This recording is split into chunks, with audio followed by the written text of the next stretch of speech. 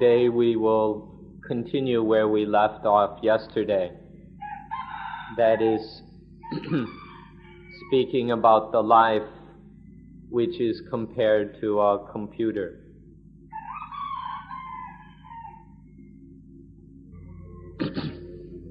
In a computer, there are a number of mechanisms or systems of mechanisms necessary for it to operate. In the same way, in this body, there are a number of mechanisms and systems of Dhamma which allow it to operate. In this computer life, there are the matters or realities of the five khandas, the five heaps of existence or of human existence. Then there are the four Ariya Satya, the Four Noble Truths. And then there is Paticca Samuppada, that is dependent origination. And finally the matter or subject of Anapanasati, mindfulness with breathing in and out. Within this computer life, we can find all four of these subjects or areas to explore. The five aggregates or heaps, the noble truths, the reality or law of dependent origination, and mindfulness with breathing.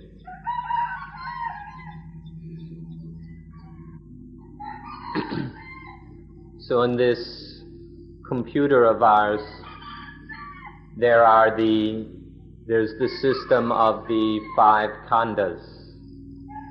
This is the body and mind, the basic hardware of our computer, the body and mind.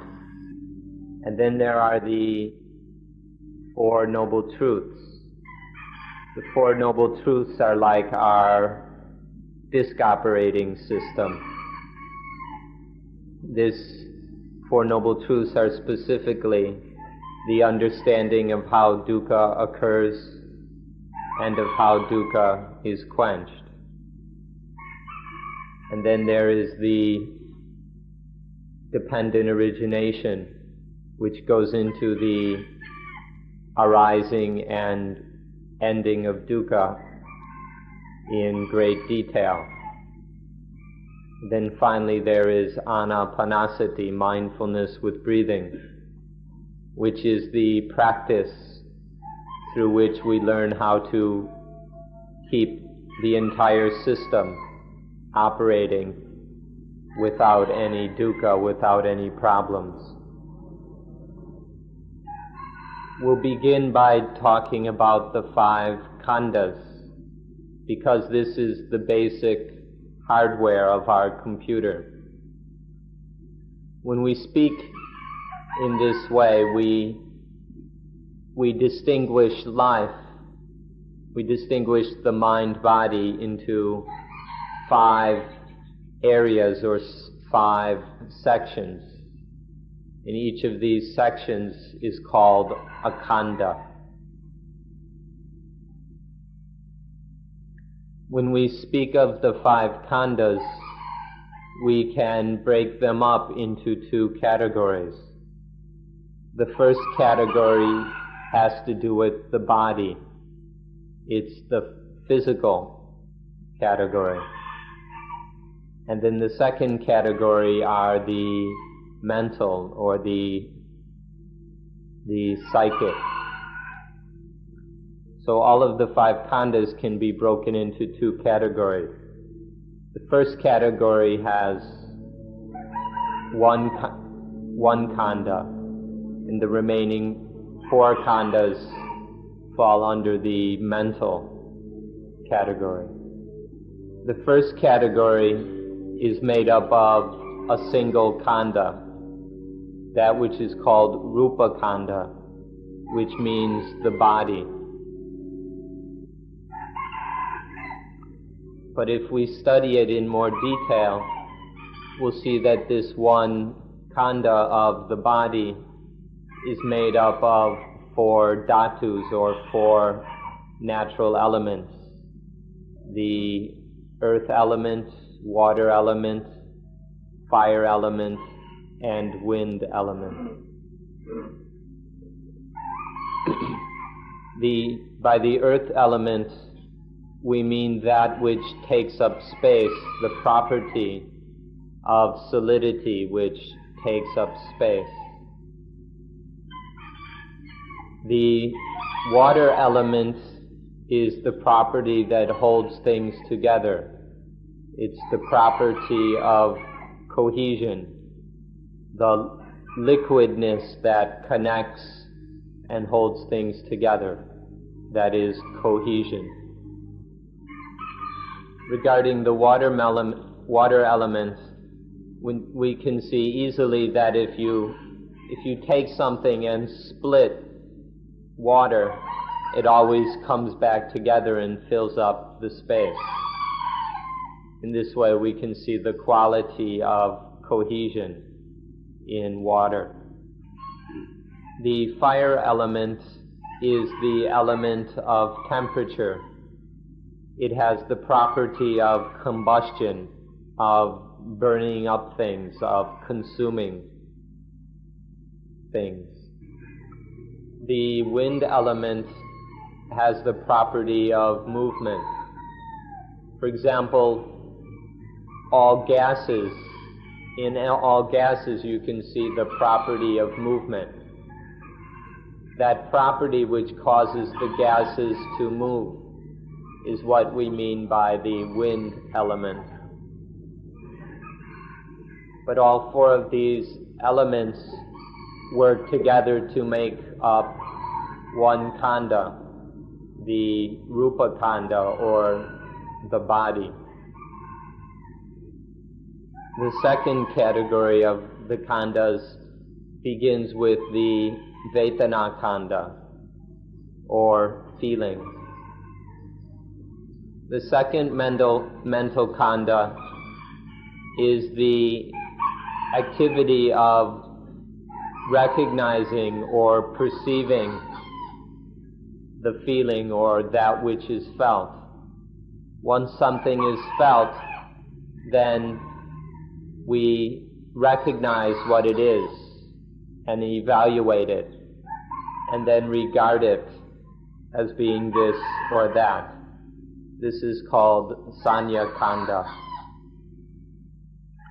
Then once something has been recognized, this causes thinking. The thinking about what is felt and recognized is called sankhara kanda, which simply means thinking. Then we come to the last of the mental khandas, vijnana kanda, or the aggregate of consciousness. This is that which knows or cognizes things. In fact, it ought to be the first of the mental khandas, because it arises before the other ones. But because it functions so often, it functions in regard to all of the khandas, and so it is in the traditional list, it comes last. But actually it should be the first of the 4 mental khandas. So altogether there are 5 khandas, or sections of life. The physical category is made up of 1 kanda, rupa kanda, which literally means the form aggregate, but it simply means the body. And then there are the 4 mental khandas, or sections. There is Vedana kanda, the feeling section, and then Sanya kanda, the recognition section, Sankhara Kanda, the thinking section, and Vijnana Kanda, the consciousness section. Altogether, these 5 khandas make up a living being, a living human being. We ought to know these things within ourselves in terms of being one person. We ought to know ourselves that in this one person there are these 5 khandas, that this person or individual whom we are is composed of these 5 khandas and nothing more. We've never considered ourselves in this way before. We've never looked at ourselves in terms of these 5 khandas because we've never been taught about it. Not having had it explained to us, we don't see its importance, and so we don't give it any attention. But in fact, it's something very important, something that requires our most careful attention and interest. Once we know these 5 khandas, we see that these 5 khandas are the foundation for the arising and quenching of all other dhammas. All things, all natural events occur and end with these 5 khandas as their basis or foundation. Next we come to the second subject, that of the 4 Noble Truths. This is the subject of the things that happen with the 5 khandas as their basis.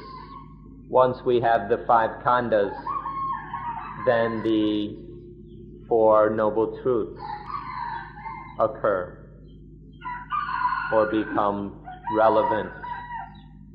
If we want, we can summarize these Noble Truths into just 2. There is dukkha, that's 1, and there's the ending of dukkha, that's 2. But because the subject of dukkha has 2 aspects, namely dukkha itself and the cause of dukkha, and because the ending of dukkha has 2 aspects, the quenching of dukkha and the way of practice that quenches dukkha, or that leads to the quenching of dukkha. For this reason we speak of the 4 Noble Truths. The first Noble Truth is the truth about dukkha. Dukkha is everything undesirable, unpleasant, and unsatisfying which happens to this body and within this body. All the things that we don't want to happen, all the things which are unsatisfying, or these are what we mean by dukkha. This is the Noble Truth of dukkha, or dukkha ariya satya. All forms of dukkha, all forms of pain and dissatisfaction are included within the feeling aggregate, or vedana kanda. All forms of dukkha are just certain kinds of feeling.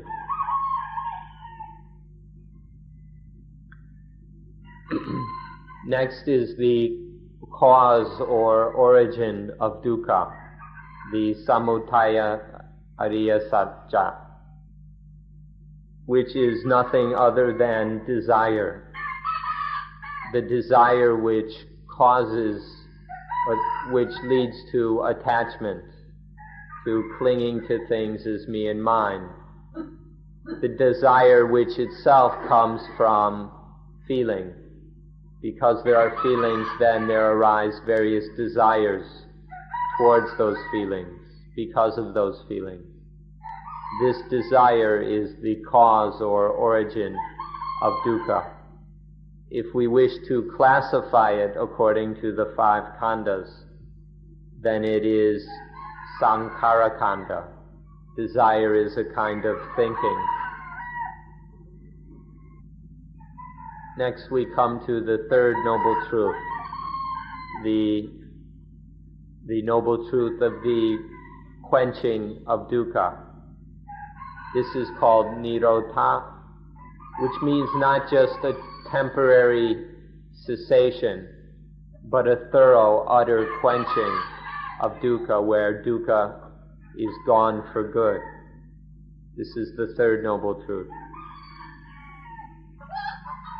Now this thing, nirodha, or utter quenching, is something difficult to understand. If we look at it in terms of our experience, then we would say that nirodha, or quenching, is a kind of feeling. Because nirodha is the quenching of all dukkha, we can call that a certain special kind of happiness. And this happiness, this special happiness of nirodha, then must be considered a kind of feeling. But if we look at it more broadly and deeply, we see that nirodha is just another name for nibbana. If we look at it more from the side of reality than the side of our experience, then we see it in terms of nibbana. And nibbana is not included within the 5 khandhas. So if we look at it on this higher level, nirodha is a matter of nibbana. It's a matter of the asankata, of the unconcocted or unconditioned, the unchanging, timeless reality. So if we look at it in this way, then the third noble truth of nirodha, of utter quenching, does not fall within the 5 khandhas. But if we look at it in terms of our own experience, that this reality of quenching can be experienced or felt by us, then we would speak of it as Vedana khandha. The fourth noble truth is the magga sacca, the truth of the path or way. This is the noble truth of the path that leads to the quenching of dukkha. This is something we must understand carefully. The path is not the quenching of dukkha. The quenching of dukkha itself is the third noble truth. But the fourth noble truth is the path, the way, the methodology that brings us to the realization of the quenching of dukkha. The truth of the path is the way of living, the correct way of living that leads to the realization of the final quenching of dukkha. In order for dukkha to be quenched, then the path is simply a way of living, the correct way of living that doesn't allow dukkha to happen. If we can keep dukkha from arising, then eventually all dukkha will be quenched. This way of living that prevents the arising of dukkha is what we mean by the path. We can illustrate this point with the simple example of a fire. Which is easier and better, to prevent the fires from happening or to put them out once they have started? If we let the fire happen, then we have to get involved with the fire and have to put it out. And in the process we can get burnt.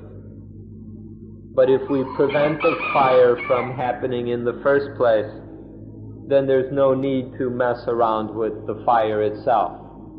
This way is much safer and cleaner. It's the same way with dukkha. If we let dukkha happen, then we have to suffer through it until it can be ended. But if we prevent all dukkha, then we don't have to mess around with it at all. So this makes up the fourth noble truth, the noble truth of the path that leads to the quenching of dukkha. Altogether, these four noble truths, dukkha, the origin of dukkha, the quenching of dukkha, and the path that leads to the quenching of dukkha. These are the four things make up our second subject, the Four Noble Truths. Our thoughts and reflections regarding the quenching of dukkha can be included within the fourth khandha, the third mental khandha, or sankhara khandha, the thinking section or aspect of life.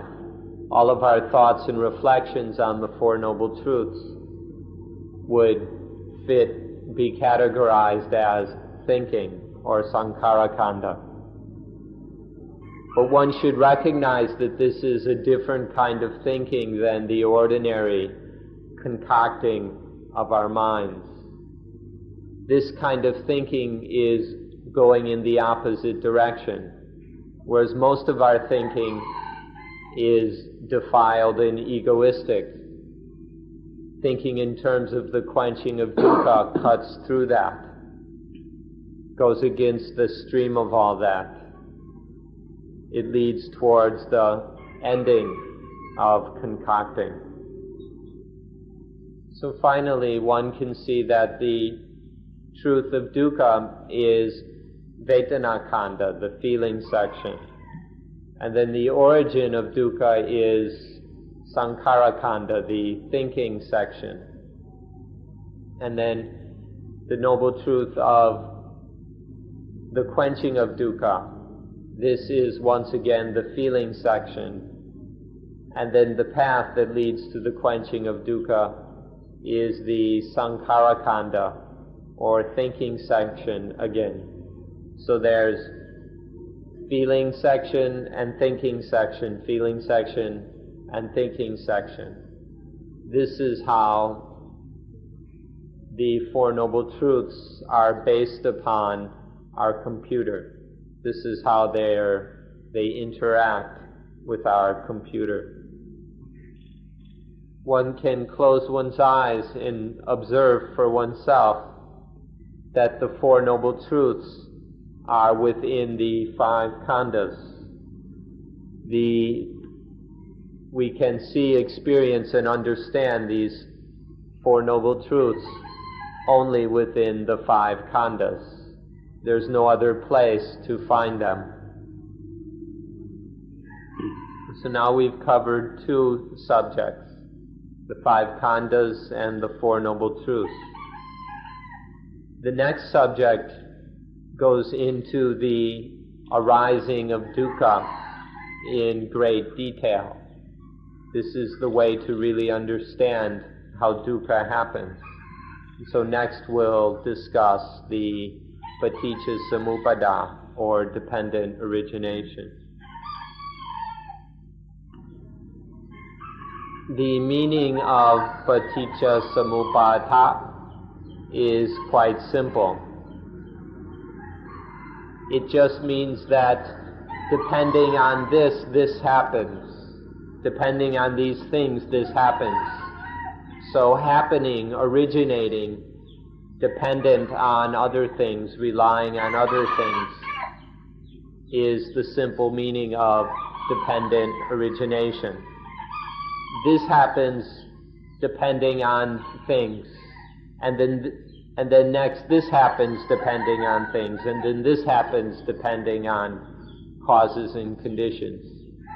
This constant flowing of things arising due to causes and conditions, things constantly arising one after the other, depending on causes and conditions, is what is meant by paticca samuppada, or dependent origination. To study dependent origination, we begin once again with Rupa Kanda, or the body section of life. When we speak of the body here, we mean specifically the senses, the media for communication with the world, namely the eyes, ears, nose, tongue, body, and mind, which are collectively called the ayatana, the communicators, the media for communicating with the world. There are these 6 inner communicators, and they communicate or make contact with things outside, material things, the forms which are seen by the eyes, sounds heard by the ears, smells, flavors, physical sensations, and mental objects or experiences. These later 6 are called the outer ayatana, or external communicators. Without the external communicators, then the inner ones don't operate or function. But when these 6 sets or pairs come into, when they make contact or when they interact, then there is Rupa Kanda. This is where our study of dependent origination begins. Now, when the inner communicators meet with the outer communicators, this activity of meeting is called paticca. The word paticca in paticca samuppada simply means to come together or to interact. Although in Thai it's generally translated as asaigan, or dependent or dependently. But literally it means tungan kao, which we can say is to come together or interact. So when the eyes meet with forms, this interacting, this paticca, leads to the arising of something new, namely consciousness. If it's dependent on having to do with the eyes, we call it eye consciousness. When it's regarding the ears, we call it ear consciousness. Then there is nose consciousness, tongue consciousness, body consciousness, and mind consciousness. So depending on the 6 pairs of communicators, when these 6 pairs interact or when they paticca, then there arise the 6 kinds of sense consciousness or vijnana. So just here with the interacting of the inner and outer communicators, we already have paticca. And then with the arising of consciousness, depending on the senses, for example, eye and form, or ear and sound, just that is dependent origination. We have the activity or the the reality of dependent origination right there. And so now we have three things. We have the inner communicators, the outer communicators, and then sense consciousness. There are these three things. And then, depending on these three things, there is another mode or level of dependent origination. Depending on these three things, as these three meet together, then there arises phassa, or contact. Phassa or contact is when the experience makes an impression on us. And then depending on this contact or this sense impression, there arises feeling. Please observe until you see for yourself how feeling arises due to contact.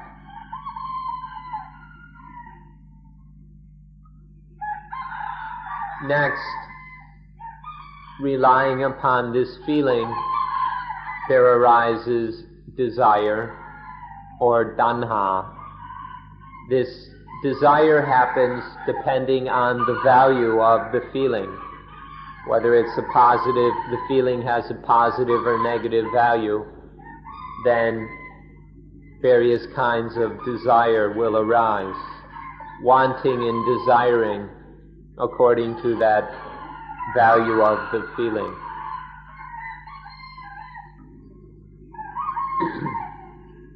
If the feeling is ignorant, if there's no wisdom or intelligence regarding the feeling, then the desires or wants that arise due to that feeling will also be ignorant and lacking in intelligence.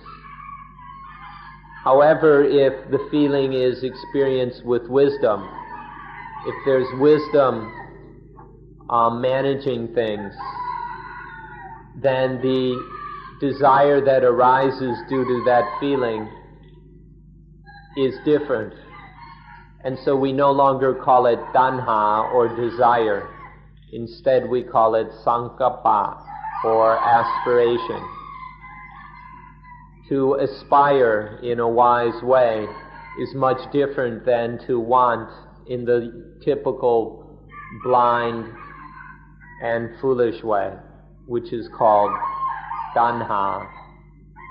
So it's very important first to understand that due to feeling, desire arises, but also to see the difference between the foolish desire that arises when there's no wisdom regarding the feeling, and the wise want or aspiration that occurs when there is wisdom at feeling.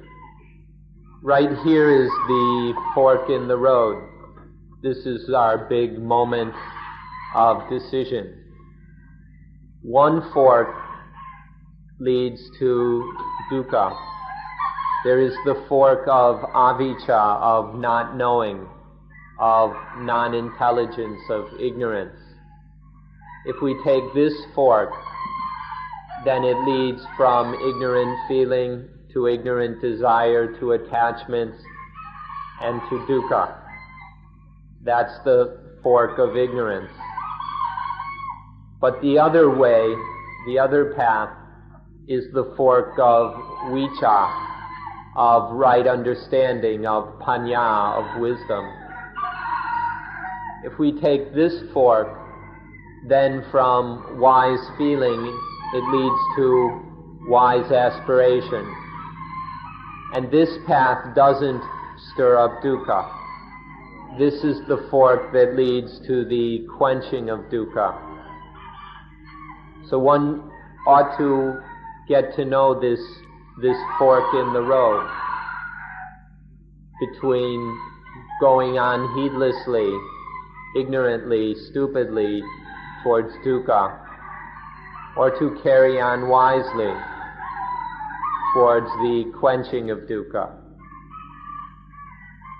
If we understand this fork in the road well, if we really understand it with wisdom, then we will be able to take the most beneficial choice to follow the way towards the quenching of dukkha.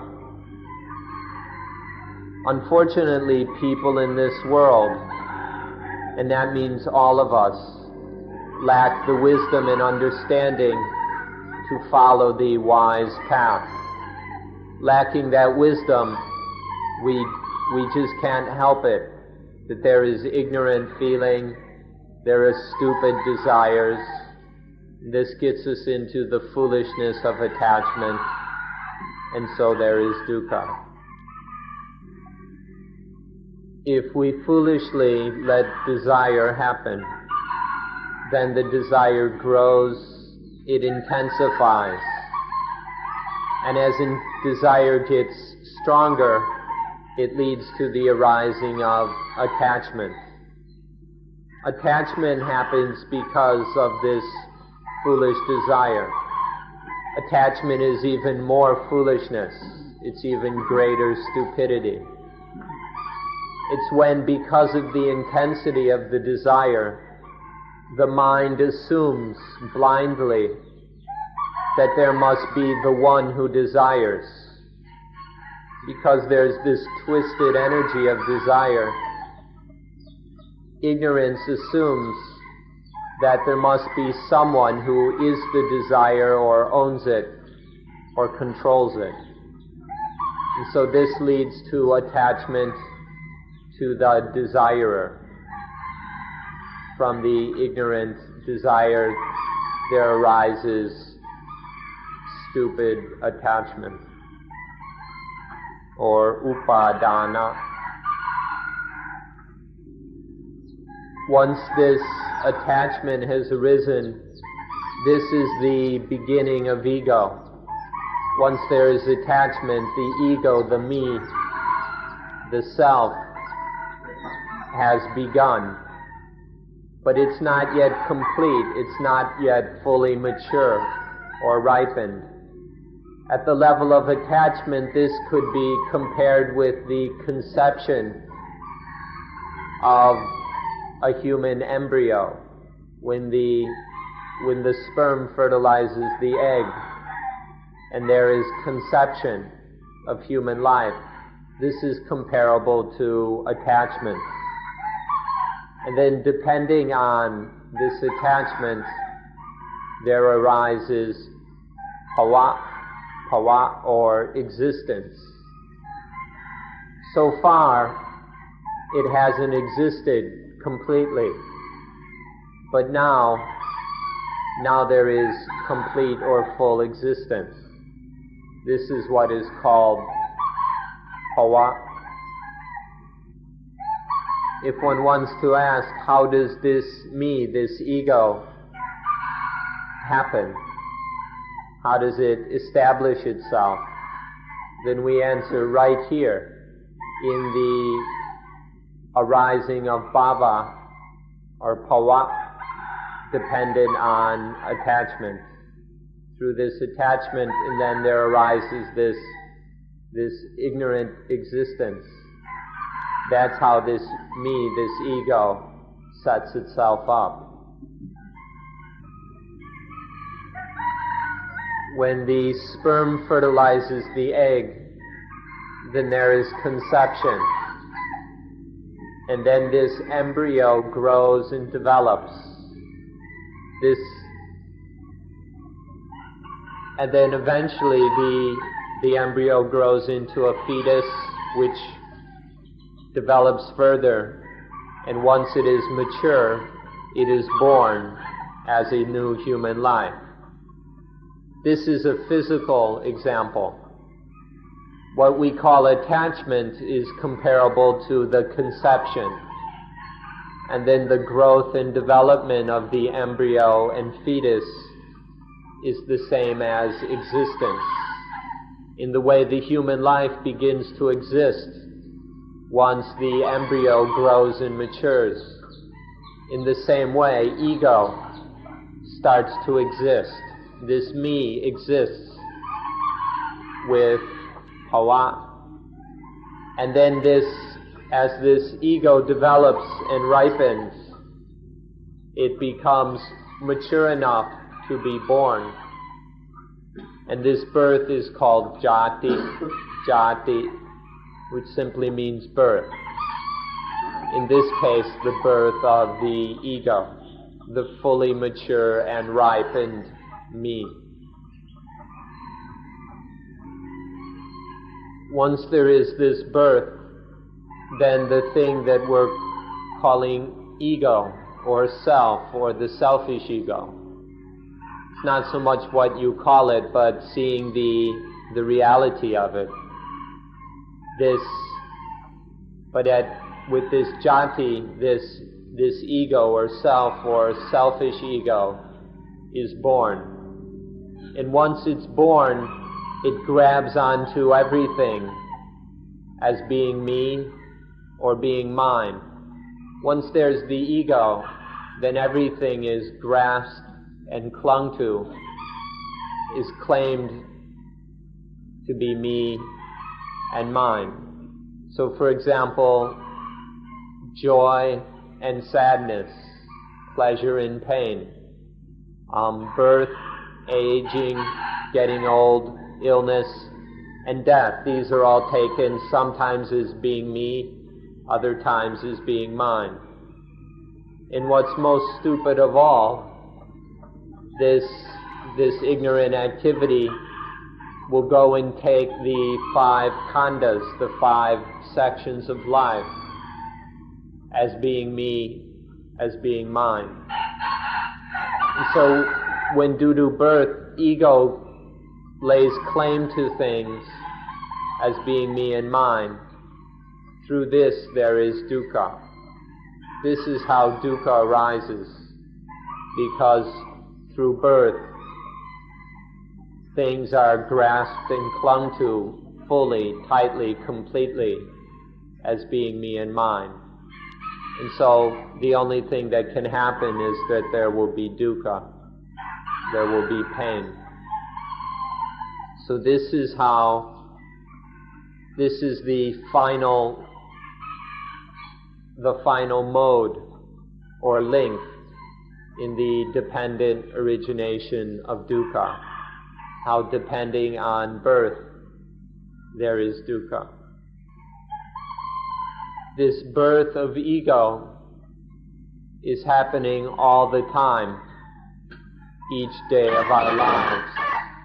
Over and over again, moment after moment, minute after minute, day after day, for our entire lives. This birth of ego, of the selfish me, keeps happening over and over again. But we don't recognize it. We don't see it.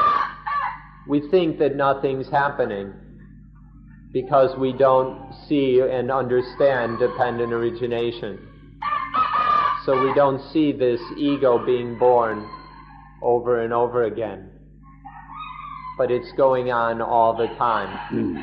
Sometimes it's dependent on the eyes, sometimes on the ears, sometimes the nose, the tongue, the body, or the mind.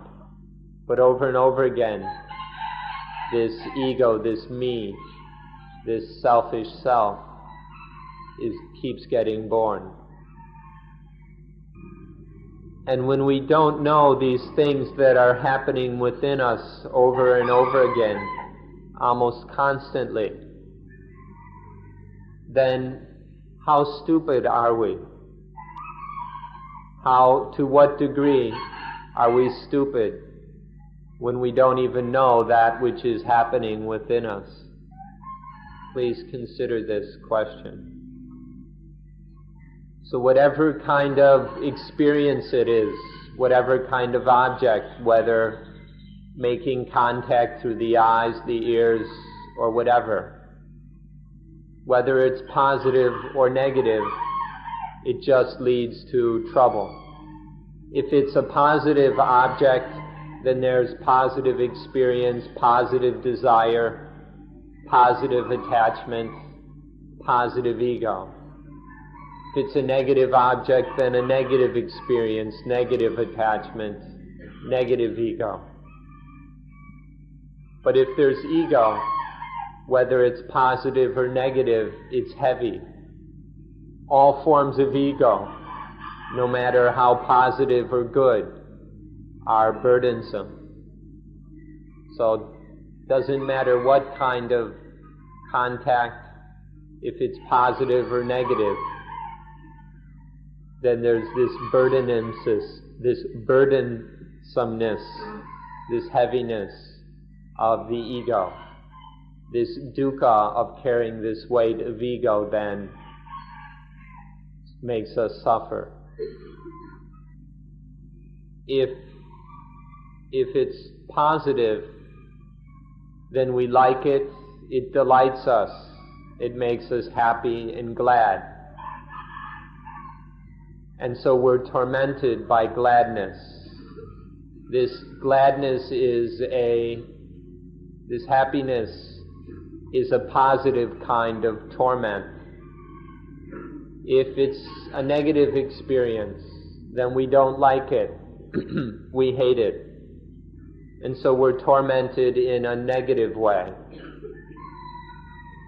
Whether if we let things become positive or negative, then it's a torment nonetheless, or without exception. Both positive and negative experiences are a torment.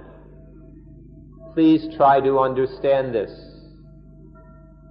Otherwise, you'll be deceived by the positive.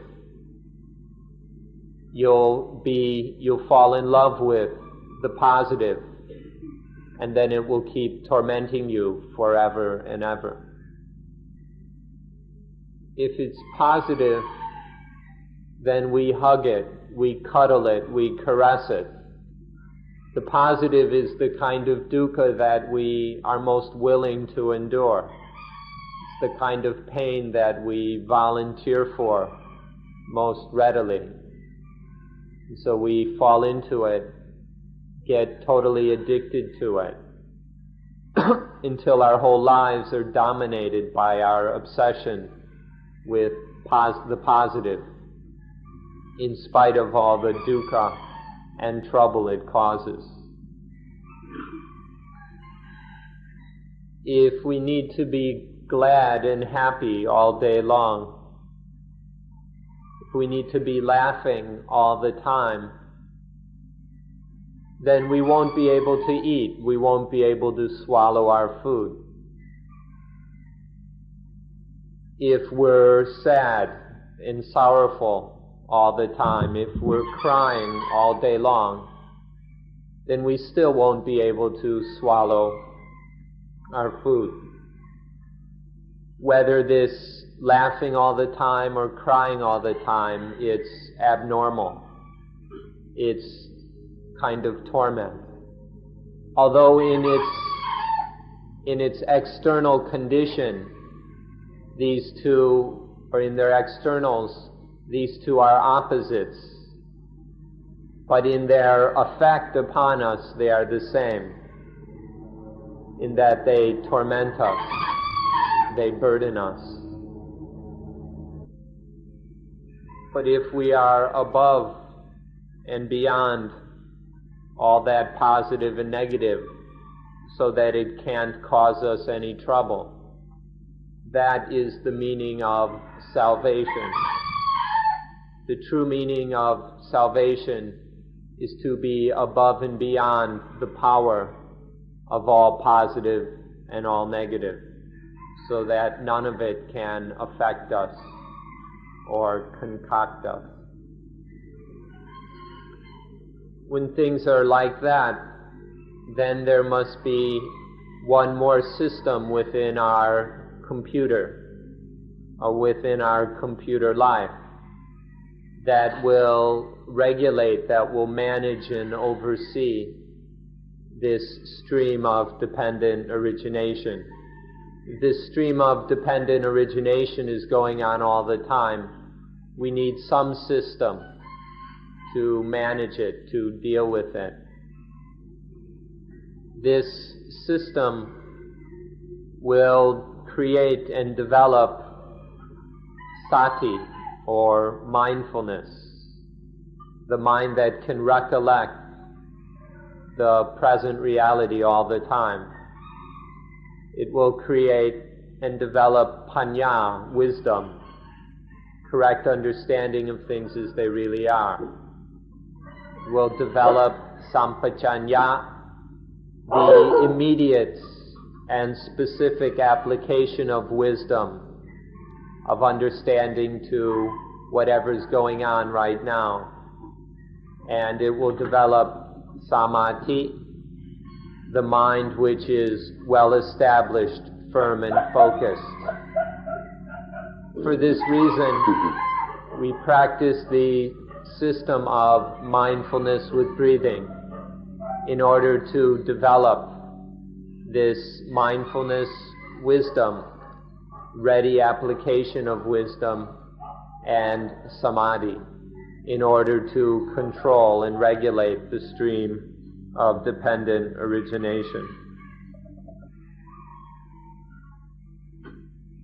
So one ought to be very interested in this practice called anapanasati, because through practicing mindfulness with mindfulness with breathing in and out, then we can develop all four of these necessary things. So far, we don't have any means to control the stream of dependent origination. So the ego and dukkha keeps getting concocted over and over again. But through anapanasati, we can develop within our minds the necessary mindfulness, wisdom, specific application of wisdom, and concentration needed for controlling the stream of dependent origination. So please be very interested in this and apply yourself to its practice. At a minimum, it's a very excellent kind of psychology. At a minimum, it will bring us good mental health. And if we really develop it, it will take us much further. So please be most interested in this practice. Now, for those of you who are practicing and training in this way, let us explain that there are four kinds of victory, of victoriousness included in this way of practice. There is the victory over the body, the victory over the feelings, there is victory over the mind, and victory over all the things which will trick us into attachment. Through the system called mindfulness with breathing in and out, there are these four kinds of victory. So the first victory is over the body. In this we improve and adjust our bodies until they're correct, and so that there's no more problems regarding these bodies. And so on one level the body is strong and vigorous. It has a strength, efficiency, and ability required for further practice. And second, this body is calm. It's very calm and quiet. So there's a kind of peacefulness and a happiness, a joy which comes from gaining this victory over the body. Next is the victory over the feelings. The feelings, or the vedana, which by the way are not emotions, but these feelings, these vedana, have the power to pull the mind in all the different directions. Positive feelings pull the mind one way, negative feelings the other. And then feelings which are kind of in the middle pull the mind in another way. These feelings have great power to pull and lead the mind. And so they're the basis for everything that happens in our lives and in this world. These feelings have such power over us that we become their slaves. But through investigating, understanding, and then getting control over these feelings, we achieve a great victory. This victory over the feelings is what comes through the second part of mindfulness with breathing, what is called Vetanupassana, or contemplation of the feelings.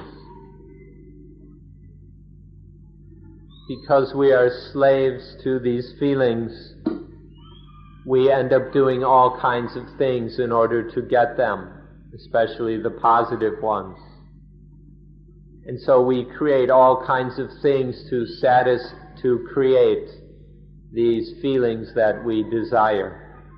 And so nowadays we have all kinds of things which amount to needless, unnecessary luxuries. This is what we've got in this so-called developed modern world. In this modern world, it's full up of things that bring us the kind of feelings we like. But we don't observe this, we don't pay any attention to it. We're just very proud of our development, our technology, of our modernity. But what it comes down to, or take a good look and see if it doesn't just come down to a lot of excess, a lot of unnecessary stuff, just created for the sake of the feelings. And then when we've created all this technology, all this industry to serve the feelings, then we have to abuse art and psychology to create advertising and marketing.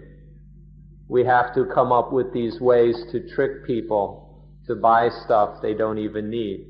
And this is just another way to stir up the feelings.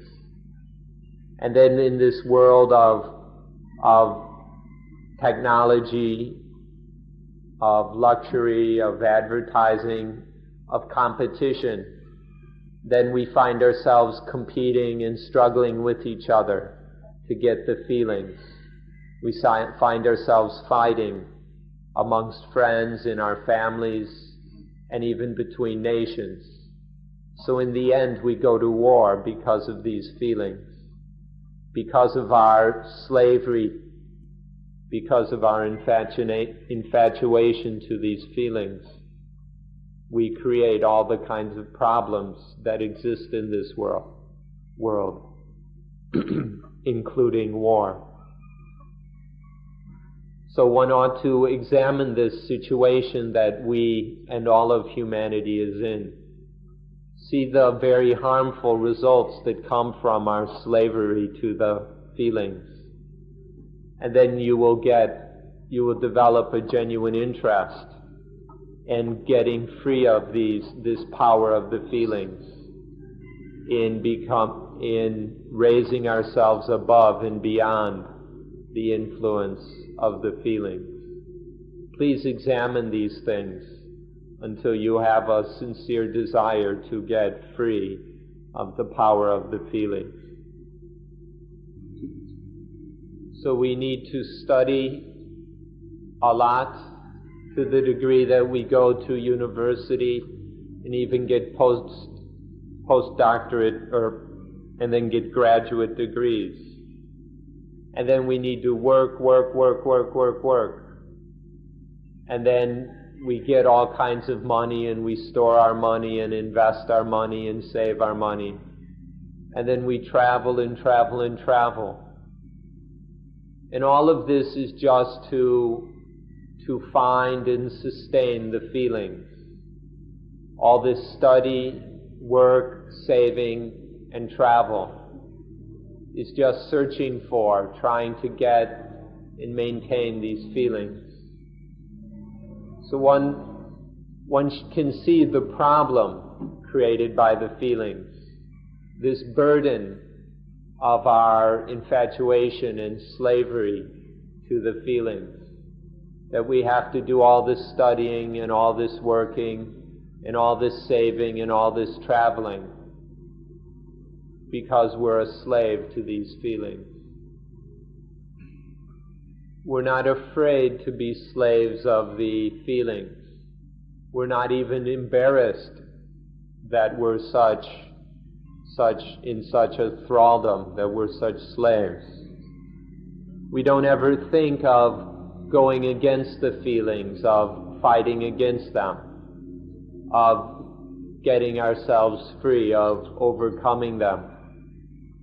And so we just go on in our slavery, spending our entire lives as slaves to the feelings, without ever once thinking of getting free.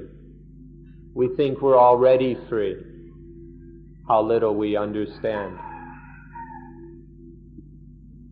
And so we're still slaves to the feelings, and so the feelings lead us by our noses around the world. We go around and around the world. How many times? And we still don't find an end to it all. No matter how many times we go around the world or where we go, we never come an end to this slavery, to this power of the feelings. So it just goes on and on endlessly, this slavery. We'll be able to be masters, the bosses of the feelings, when we can have mastery over the mind. So therefore we must learn how to control the mind so that we can be masters of the feelings. So we make the mind satisfied by doing things that are correct. We train the mind to be satisfied with actions and activities which are correct. And then we control the mind by concentrating it in various ways to different levels, to different degrees. And then we make the mind release. We make the mind let go. We train the mind to release everything so that it's not clinging or hanging on to anything. So in these different ways we learn to control the mind. We gain mastery over the mind by making it satisfied with correctness, by concentrating it in better and better ways, by making it release and let go. This brings us to the last stage of practicing anapanasati, which is called Dhammanupassana, the contemplation of Dhamma. Here Dhamma means all things. It means all of nature. But to talk of contemplating all of nature is far too broad. It would take us forever. So what we mean here is, amongst all things, those particular things which are the basis of attachment, the things that have tricked us into attaching to them. These are the Dhammas that we contemplate in this last tetrad or stage of anapanasati. So we contemplate these Dhammas until we see them as they really are, until we can let go of them so that they are no longer able to trick us into attachment. When we say Dhamma or things, the things we are most attached to are our homes, our possessions, our husbands and wives, our lovers, our children. our status, our reputations, up to and including our own lives. These are the things we are attached to.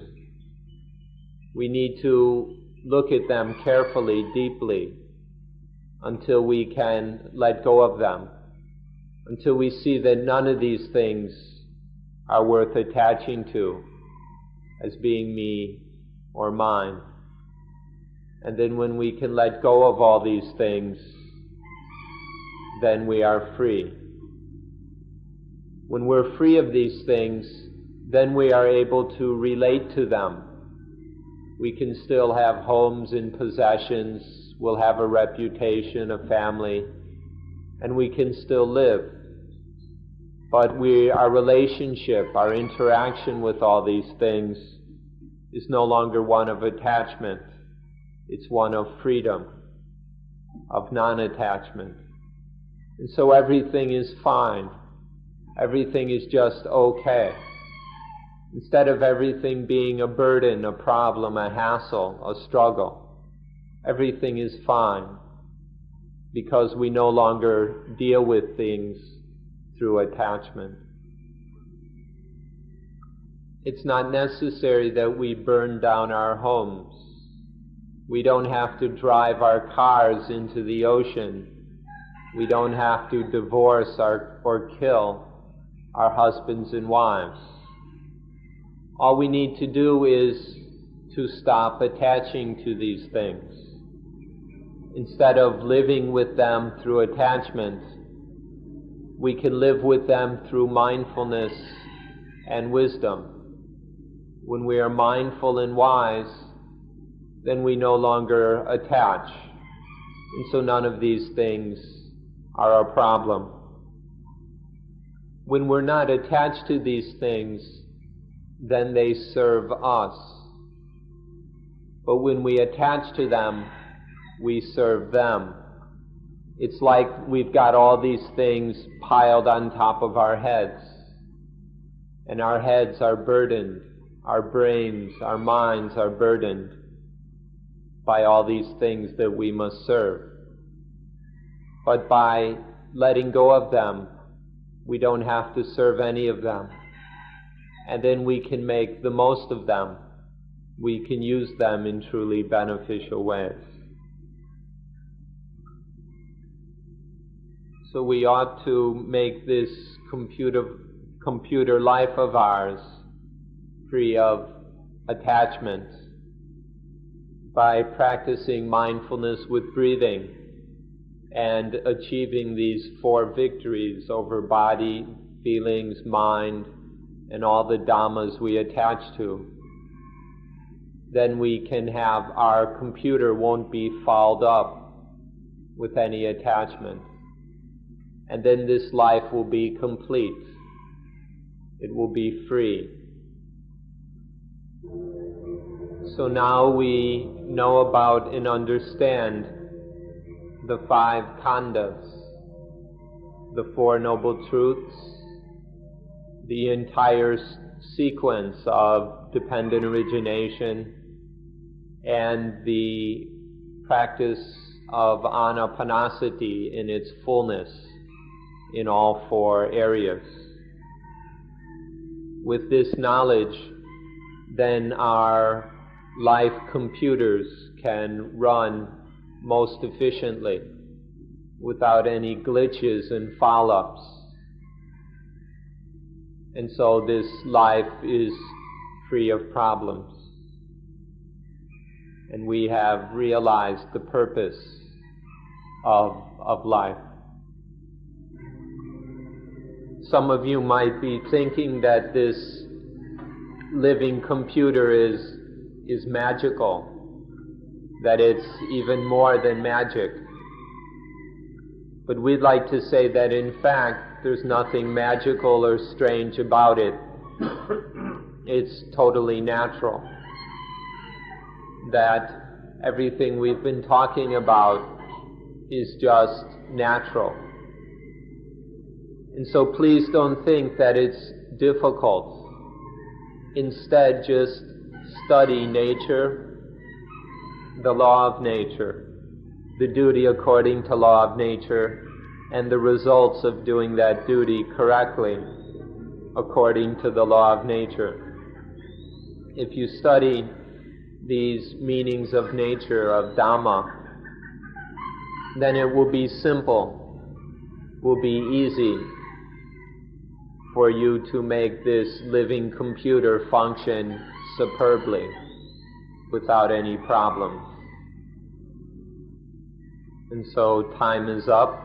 In closing, we wish you all success in studying Dhamma, in practicing Dhamma, in having Dhamma, and in using Dhamma, in applying Dhamma so that your lives are free of all problems and trouble.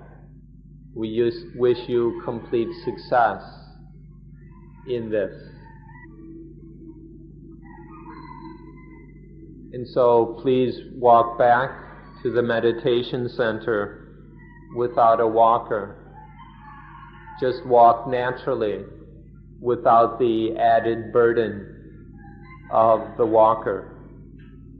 Let the living computer function on its own correctly according to its natural mechanisms.